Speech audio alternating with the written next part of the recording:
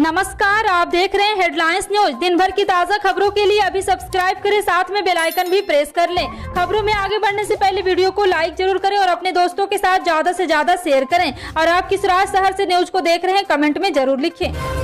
बता दें, fact checkers Mohammad Zubair और प्रतीक सिन्हा इस साल नोबेल शांति पुरस्कार जीतने के दावेदारों में शामिल है। यह दावा टाइम की रिपोर्ट में किया गया है। राइटर के सर्वेक्षण में जुबैर और प्रतीक के नाम दावेदारों में आगे चल रहे हैं। इस साल का नोबेल पुरस्कार शुक्रवार को नॉर्वे की राजधानी ओस्लो में दिया जाएगा। मोहम्मद जुबैर और प्रतीक सिन्हा आल्ट न्यूज नामक एक वेबसाइट चलाते हैं, जो कि सोशल मीडिया पर फैलाई जाने वाली कथित फेक न्यूज का फैक्ट चेक करती है। टाइम मैगजीन के अनुसार fact check website Alt News के को-फाउंडर प्रतीक और जुबैर नॉमिनेशन के आधार पर पुरस्कार जीतने के दावेदार में है, जिन्हें नॉर्वेजियन सांसदों के जरिए से पब्लिक किया गया है। जुबैर की गिरफ्तारी का मामला पूरी दुनिया में छाया था, जिसका कई संस्थानों में विरोध भी किया था। हिमाचल प्रदेश के बिलासपुर में पीएम मोदी ने एम्स का उद्घाटन करने के साथ प्रदेश को 3600 करोड़ रुपए की अधिक की सौगात दी है। पीएम ने यहां एक जनसभा को संबोधित करते हुए राज्य और केंद्र सरकार के कामकाज को गिनाया। उन्होंने हिमाचल के विकास के लिए डबल इंजन की सरकार को क्रेडिट दिया है। पीएम ने हिमाचल में बिताए अपने पुराने दिनों को भी याद किया है और कहा है कि उन्होंने यहाँ की रोटी खाई है। मोदी के इस कार्यक्रम को चुनावी बिगुल के रूप में देखा जा रहा है। इस महीने के अंत तक हिमाचल चुनाव की तारीखों का ऐलान हो सकता है। एम्स और हाइड्रो इंजीनियरिंग कॉलेज के उद्घाटन के बाद पीएम मोदी ने कहा है कि बिलासपुर को एक साथ आज विकास का दोहरा तोहफा मिला है। 3 तलाक के बाद एक बार फिर तलाक से जुड़े मुद्दे कानून के दरवाजे पर पहुंचा है। खबर है कि सुप्रीम कोर्ट में तलाक के किनाये और तलाक के बायन समेत न्यायिक दायरे से बाहर एक तरफा तलाक के तरीकों को संवैधानिक घोषित करने के लिए याचिका दायर हुई है। याचिकाकर्ता का कहना है कि कई इस्लामिक राष्ट्रों में इन पर प्रतिबंध लगा दिया गया है, लेकिन भारत में ये जानकारी है।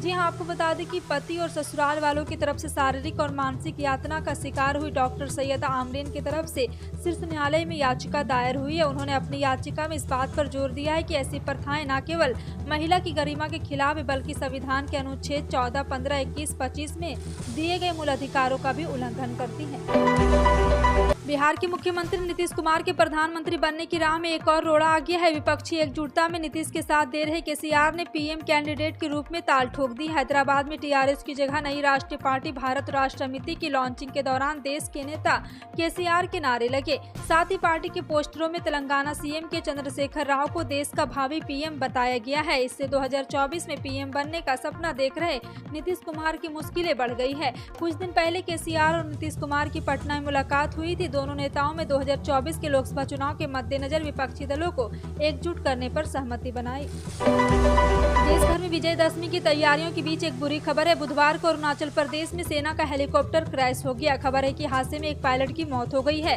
अधिकारियों ने जानकारी दी है कि हादसा उस वक्त हुआ जब हेलीकॉप्टर नियमित उड़ान भर रहा था। फिलहाल सेना की वजह से दुर्घटना का पता लगाया जा रहा है। भारतीय सेना के अधिकारियों ने जानकारी दी है कि हेलीकॉप्टर सुबह करीब 10 बजे नियमित उड़ान के दौरान दुर्घटनाग्रस्त हो गया था। इस घटना में दोनों ही पायलट बुरी तरह घायल हो गए थे। अधिकारियों ने बताया कि हादसे में पायलट कर्नल सौरभ यादव की इलाज के दौरान मौत हो गई। वहीं दल के अन्य सदस्यों का इलाज भी जारी है। यूक्रेन के 4 क्षेत्रों के रूस में विलय को मंजूरी देने वाले कानून पर राष्ट्रपति व्लादिमीर पुतिन ने हस्ताक्षर कर दिया। ये इलाके पूर्वी यूक्रेन के हैं, जिन पर रूसी सेना ने हमला करके कब्जा कर लिया था। व्लादिमीर पुतिन के इस कदम से अमेरिका समेत पश्चिमी देश भड़क सकते हैं। रूस का यह फैसला अंतर्राष्ट्रीय नियमों के भी विपरीत है। इसी सप्ताह रूसी संसद के दोनों सदनों में यूक्रेन के दोनेत्स्क, लुहांस्क, खेर्सन और जापोरिजिया विलय वाले कानून को पारित कर दिया था। उत्तर प्रदेश कांग्रेस का नया प्रमुख मिल गया है। पार्टी ने वरिष्ठ चेहरे बृजलाल खबरी को राज की कमान सौंपी है। खास बात है कि 2022 विधानसभा चुनाव में बुरी तरह हार कर सामना करने के बाद कांग्रेस ने अजय कुमार लल्लू से इस्तीफा मांग लिया था। वहीं अगर नए अध्यक्ष का रिकॉर्ड देखो तो वह भी पिछले चुनाव में जमानत जब्त करा चुके हैं। और मीडिया रिपोर्ट के अनुसार आंकड़े बताते हैं कि साल 2022 और 2017 विधानसभा चुनाव में खबरी बुरी तरह हार गए थे। बीते चुनाव में वह 97% उपचुनाव और उम्मीदवार भी शामिल थे, जिसकी जमानत भी जब्त हो गई थी। पंजाब के वित्त मंत्री एडवोकेट हरपाल सिंह चीमा ने बताया कि राज्य ने चालू वित्तीय साल के दौरान 10,604 करोड़ रुपए की जीएसटी के तौर पर वसूले हैं, जिससे राज्य की तरफ से जीएसटी लागू होने के बाद पहली बार 6 महीनों में 10,000 का आंकड़ा पार कर गया है। वित्त मंत्री एक बयान में जारी कर बताया कि राज्य में चालू वित्तीय साल के दौरान जीएसटी वसूली में 22.6% का विस्तार का दर्जा दिया गया है। उन्होंने कहा कि पिछले वित्तीय साल के पहले 6 महीनों के दौरान 8650 करोड़ रुपए की जीएसटी वसूली हुई थी।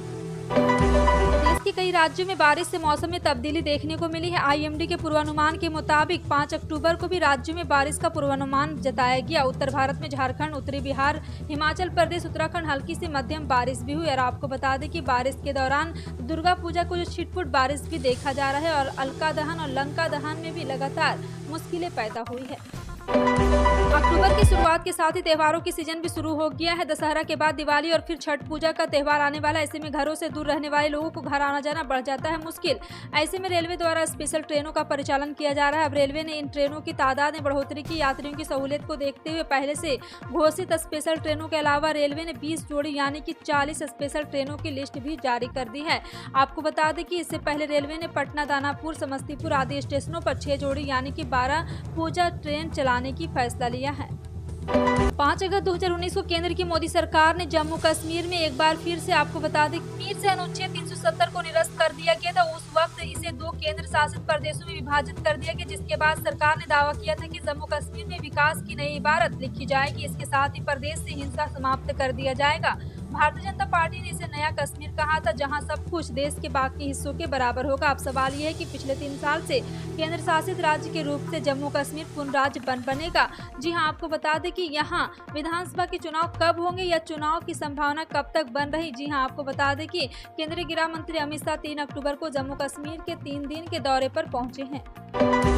विदेश मंत्रालय ने म्यांमार में फंसे कई भारतीयों को रेस्क्यू किया है। विदेश मंत्रालय ने एक बार फिर से आपको बता दें कि मंत्रालय के प्रवक्ता अरिंदम बागची ने बुधवार को बताया कि हम म्यांमार में भारतीयों के फर्जी नौकरी रैकेट में फंसने के मामले को सक्रिय रूप से देख रहे हैं। लगभग 32 भारतीयों के पहले ही बचाया जा चुका है। वहीं अब 13 और भारतीय नागरिकों को बचाया गया है, जो आज तमिलनाडु पहुंच गए। अरिंदम बागची ने बताया कि कई भारतीय नागरिकों को म्यांमार में फर्जी नौकरी रैकेट चलाने वाले लोगों से मुक्त कराया गया और वे उस देश में अवैध प्रवेश के लिए म्यांमार के अधिकारियों की हिरासत में। उन्हें जल्द से जल्द वापस लाने के लिए कानूनी औपचारिकताएं शुरू कर दी गई हैं। तेलंगाना के मुख्यमंत्री के चंद्रशेखर राव ने 2024 चुनाव की राष्ट्रीय भूमिका की आकांक्षा रखते हुए अपनी पार्टी के नए संस्करण भारत राष्ट्र समिति को आज लॉन्च कर दिया। केसीआर ने कहा है कि तेलंगाना राष्ट्र समिति या भारत राष्ट्र समिति के दशहरे पर बड़े लॉन्च में कर्नाटक के पूर्व मुख्यमंत्री एच डी कुमारस्वामी और द्रमुक के सहयोगी थोल तिरुमल्लवापलन जैसे मेहमान भी शामिल हुए। राष्ट्रीय पार्टी के लॉन्च से केसीआर ने यह स्पष्ट कर दिया है कि वह 2024 में बीजेपी और प्रधानमंत्री नरेंद्र मोदी से मुकाबला करने का इरादा रखते हैं। बिहार में नगर निकाय चुनाव पर रोक लग गई है। आरक्षण में फेर में चुनाव फंस गया है। कोर्ट ने ये माना है कि राज्य सरकार ने सुप्रीम कोर्ट के फैसले के तहत बगैर ट्रिपल टेस्ट के ईबीसी को आरक्षण दे दिया। पटना हाई कोर्ट ने स्पष्ट किया है कि नियमों के अनुसार तब तक स्थानीय निकाय में ओबीसी के लिए आरक्षण का अनुमति नहीं दी जा सकती जब तक सरकार 2010 में सुप्रीम कोर्ट की ओर से निर्धारित 3 जांच को पूरी नहीं कर लेती। राज्य की राजनीति में इस शर्त पर बात नहीं हो रही है, बल्कि अब तो आरक्षण पर आर पार का माहौल दिख रहा है। उत्तर प्रदेश के डिप्टी सीएम ब्रजेश पाठक का बलिया में 2 जगह कार्यक्रम था। पहले रसड़ा में ब्रजेश पाठक ने निजी अस्पताल का उद्घाटन किया, जहां कार्यक्रम के दौरान सुहेलदेव भारतीय समाज पार्टी के राष्ट्रीय अध्यक्ष ओम प्रकाश राजभर ने ब्रजेश पाठक के साथ मंच साझा किया। इस दौरान ब्रजेश पाठक हाथ पकड़कर ओम प्रकाश राजभर को मंच पर लाते हुए दिखे। इस बीच डिप्टी सीएम ब्रजेश पाठक से पूछा गया है कि क्या यह जोड़ी 2024 में साथ रहेगी। इस पर डिप्टी सीएम का जवाब था कि मेरे परमानेंट मित्र हैं। बीते कुछ सालों से कोरोना ने लोगों के जीवन पर बहुत सा प्रभाव डाला है। जी हां, आपको बता दें कि लेकिन जैसे जैसे कोरोना का प्रकोप कम होता गया, लोगों की फिर से जीवन पटरी पर लौट आई है। राष्ट्रीय राजधानी दिल्ली की बात करें तो कोरोना के मामले कम आ रहे थे, लेकिन कोरोना के नियमों की पालन जरूरी भी की जा रही थी, जैसे कि मास्क लगाना, सैनिटाइज से हाथ धोते रहना। वहीं मास्क न पहनने पर 500 रुपए का जुर्माना भी लगाया जा रहा था। इस बीच सरकार ने एक घोषणा की है कि बता दें कि दिल्ली में अब मास्क लगाना जरूरी नहीं रहा, यानी कि आप बिना मास्क दिल्ली के किसी भी कोने में जा सकते हैं और बिना किसी के डर से घूम सकते हैं। भारत और साउथ अफ्रीका के बीच 3 T20 मैचों की सीरीज का आखिरी मुकाबला इंदौर में खेला गया था। वहीं इस मुकाबले में साउथ अफ्रीका ने भारत को 49 रनों से हरा दिया। पहले बल्लेबाजी करते हुए साउथ अफ्रीका ने 288 रनों के लक्ष्य की टीम इंडिया को दिया था, जिसके जवाब में भारतीय टीम 178 रन बनाकर ऑल आउट हो गई। दक्षिणी अफ्रीका जोर से राइडल रूसो ने 48 गेंदों में 8 छक्के और 7 चौके की मदद के शानदार 100 रनों की अपील की थी। देश के सबसे बड़े उद्योगपति अंबानी परिवार को जान से मारने की धमकी मिली है। बुधवार को sir H.N.. Reliance foundation hospital को एक अज्ञात नंबर से कॉल आई थी। फोन पर कॉलर ने रिलायंस कंपनी के मालिक मुकेश अंबानी समेत परिवार को जान से मारने की धमकी दी गई। फिलहाल पुलिस ने मामले की सूचना को तुरंत बाद कार्रवाई शुरू कर दी है। नंबर को ट्रेस किया जा रहा है। मीडिया रिपोर्ट के मुताबिक रिलायंस इंडस्ट्री के चेयरमैन और प्रबंधक निदेशक मुकेश अंबानी, उनकी पत्नी नीता अंबानी और बच्चों आकाश अंबानी और अनंत अंबानी को जान से मारने की धमकी दी है। कॉल आने के बाद मामले की रिपोर्ट की गई। पुलिस ने प्रारंभिक कार्रवाई करते हुए सोर्स को ट्रेस करना शुरू कर दिया है। आपका इन सभी खबरों पर क्या कहना है, कमेंट सेक्शन में टाइप करके जरूर बताएं। इसी तरह की पल पल की अपडेट जानने के लिए जुड़े रहें आप अपने हेडलाइंस न्यूज के साथ। मिलते हैं अगली बड़ी खबर में, तब तक के लिए जय हिंद।